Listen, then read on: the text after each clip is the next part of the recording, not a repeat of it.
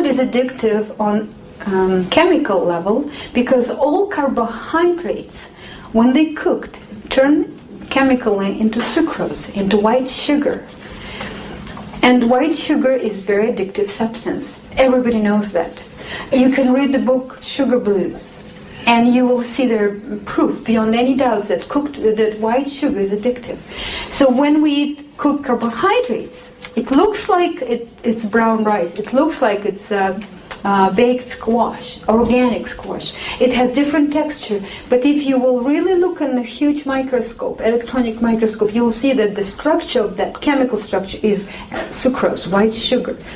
Okay, that is why all international cuisines are based on the cooked carbohydrates.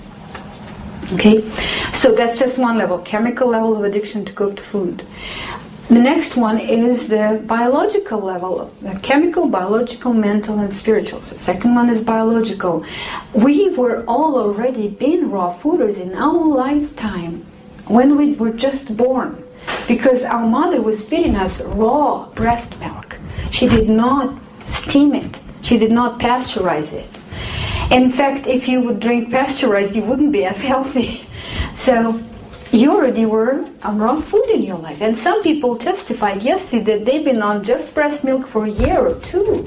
So you already been raw fooders for a year and two in your life, straight, 100% raw fooders with no problem.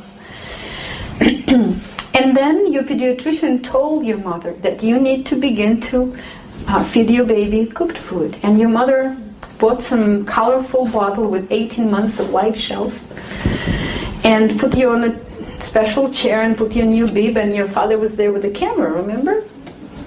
And then she said, open your mouth, baby. And you opened your mouth. But as soon as the cooked food touched your tongue, your body said no. The body recognized harmful taste of cooked food in there, and the body said, oh no, it will take you a long time to get rid of that havoc. You'll never be the same. Don't do that. And so the baby did this, right? And then mother said, okay, father, hold the baby. And then they forced it into you. And then you spit it out. And they did it again. You did it again. That's what babies do when they fed cooked food, first time in their life. But then mother was persistent, and you were hooked on cooked food. And since then, it became part of your life. You cannot imagine living without it, and it's really very hard to make that step.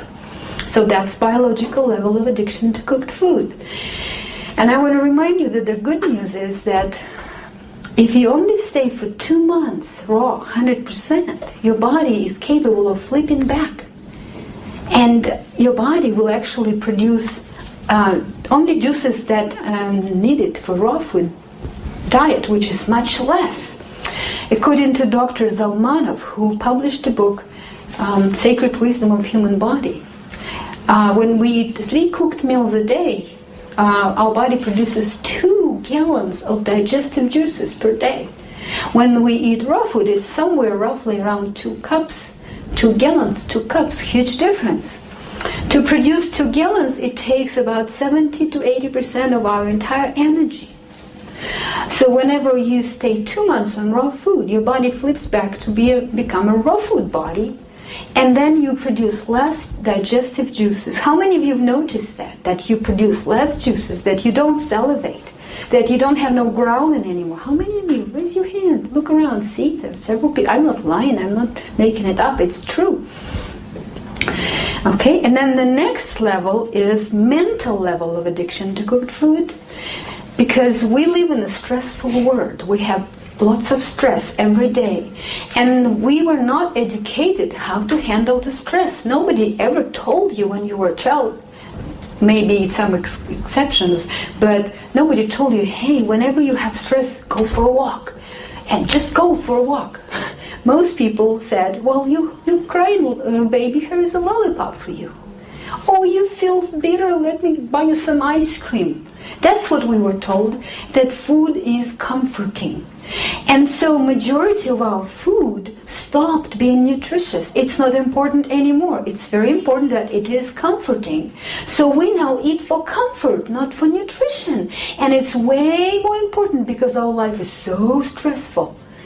And if you go in the supermarket and see how much nutritious food and how much comforting, most of it is comforting. I would say 90% is comforting and only 10% is nutritious. And of course chocolate is not nutritious.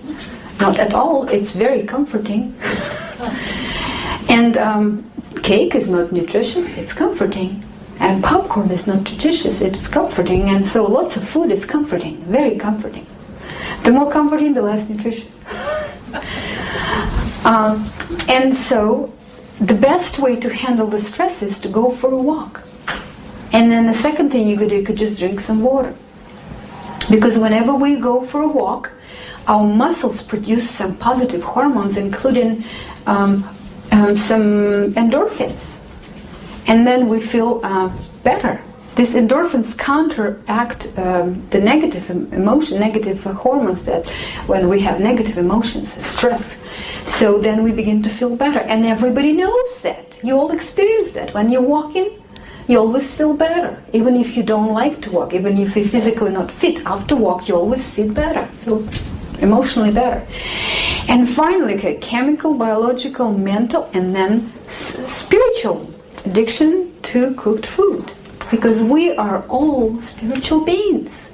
You are all spiritual beings. Every single one of you is not just a robot who is mechanically moving. You have this something in you that is the most important thing, spiritual being. And as a spiritual being, we have spiritual tasks. But we also live in material world. And when we live in material and in spiritual at the same time, material world is very demanding. We have created very demanding material world. Is there anybody who doesn't have to make a living here? Is there anybody who doesn't make any payments?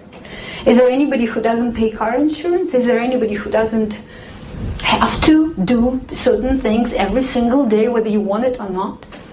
So, because we have to, we push the spiritual thing aside. Well, it could wait. It could wait. I have to pay my debts. That could wait. Well, it's waiting there already for 30 or 40 years. And because of that, we have developed spiritual pain. That's the way of spiritual self letting know that it's waiting. It's still waiting. We develop spiritual pain.